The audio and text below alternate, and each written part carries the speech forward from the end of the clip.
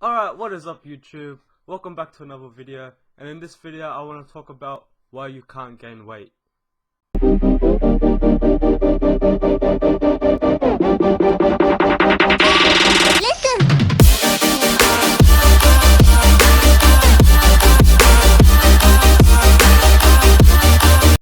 Okay, so this video is more for the people who can't gain weight, for the people who have a hard time putting on mass, putting on muscle, even just putting on fat. I just want to give some reasons on why you can't gain weight. I don't want to give any tips on how to gain weight. I'm going to save that for another video in the future for bulking tips. But for now, I just want to give reasons why you are not gaining weight. If you guys like videos like this, don't forget to smash that like button. If you like what you see, please subscribe to my channel. And don't forget to leave a comment if you want me to do any other topics. Okay, so one of the reasons on why you can't gain weight, it might be that you're not taking your time with your bulks, with your cuts. You're not being more efficient with your diet, your training, and you're not giving the full commitment of what it actually takes to be a natural in the gym. And what I mean by being a natural in the gym and taking your time, I mean that you have to experiment with different, you gotta experiment with different type of diets, different type of trainings. You can't, not everyone's meant to go into the gym, train like a bodybuilder and become a bodybuilder. Like, there's perfect examples of athletes that look like bodybuilders, but they don't even train bodybuilding type of workouts. They do athletic, strength building type of workouts. So on why you can't gain weight, you need to trial and error different diets.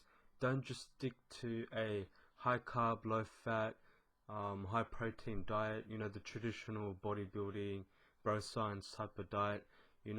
I'm not a fan of ketogenic diets, but I hear it works for some people. There's plant-based diets, there's the carnivore diet, the caveman diet, I think it's called. There's a lot of diets out there that you need to trial and error before you see what works best for you and what works for your body efficiently and progressively.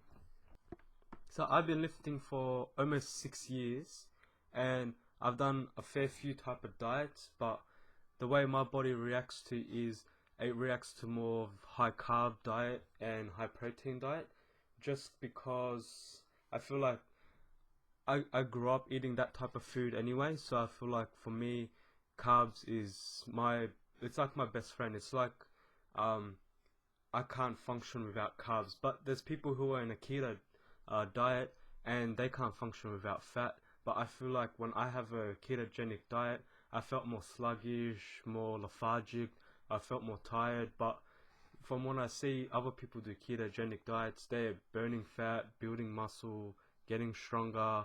It just works in favor of them if they were to eat fat than carbs. So another reason on why you're not gaining weight, it might be the food you're eating, it might be the quality of food you're eating. Because I know we all get told, or when you talk to like a fitness model or bodybuilder or whoever is in the gym, they say when they started out, because they were bulking, they were eating everything in sight.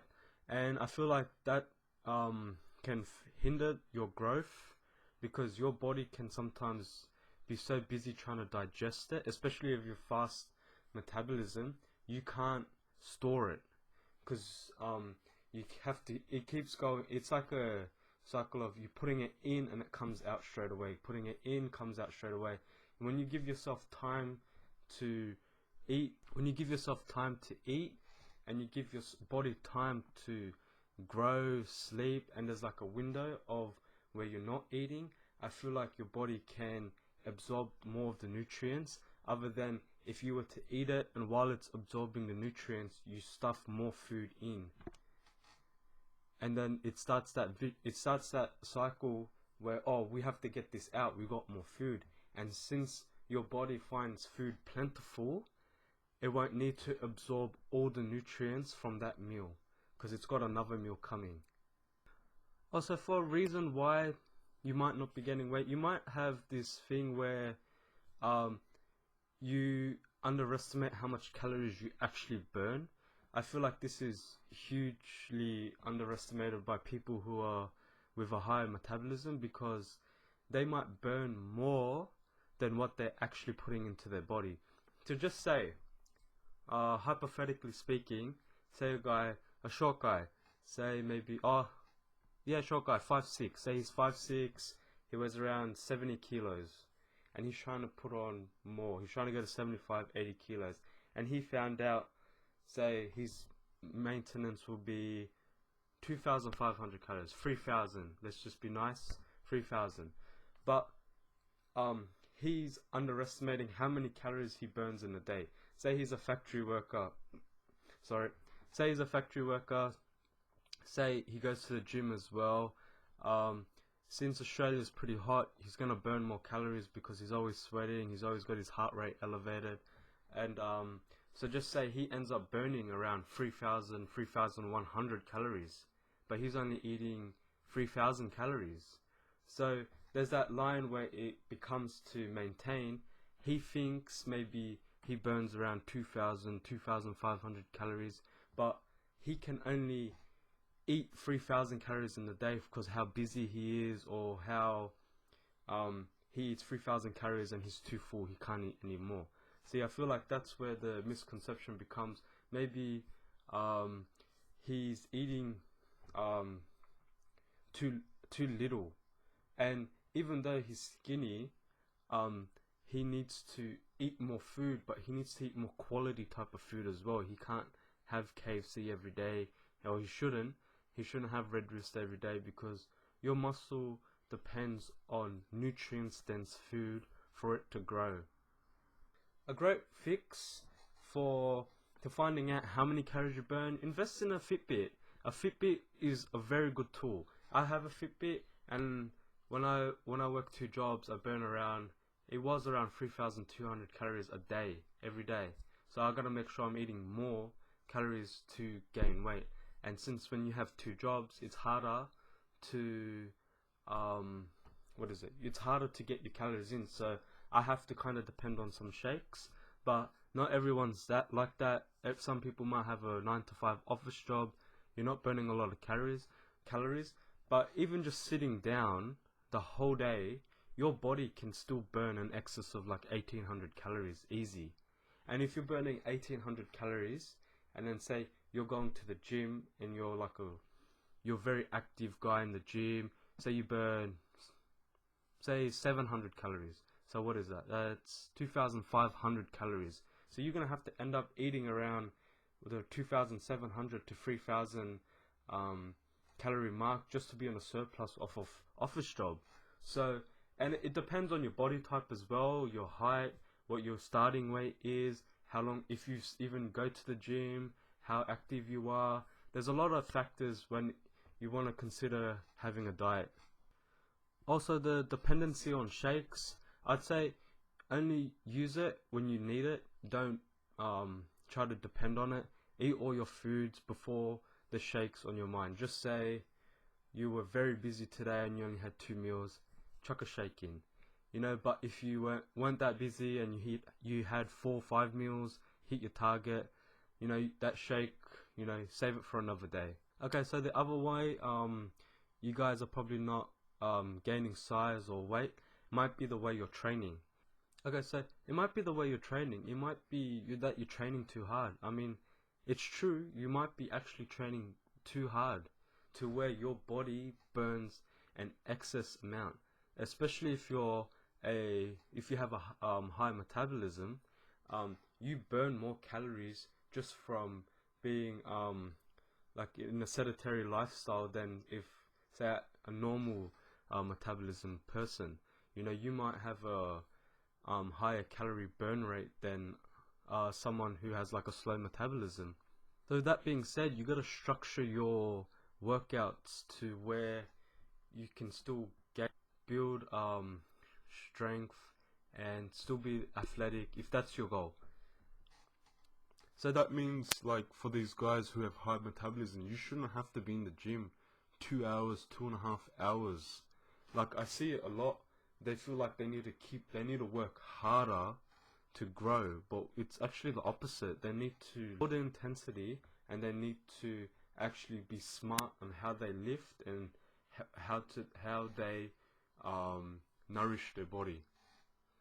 Also, with a lot of skinny guys, or like people who can't really gain weight, like even just a normal average gym goer who's just trying to bulk up, I see them, if they gain a little bit of fat, they'll go hit the cardio machines, they'll go on the treadmill, they'll hit abs, they'll do stuff to try to keep that fat at a minimum. I mean, you can do that, but at some point in time you have to give in, and you have to get that fat so you can gain muscle in the long run. And also, guys, fat is not a bad thing. If you were to get fat, you need to embrace it and, you know, look chunky, or you no, but as I'm trying to say, when you have that, like, the bulk foundation, that's how you build your thickness in your physique. You can't build that thick back, or you can't build that nice round thick looking chest, or the rock hard abs, the sweeps on your legs. It's hard to build when you're always lean, because you can't build thick. And that's what people underestimate when they get fat.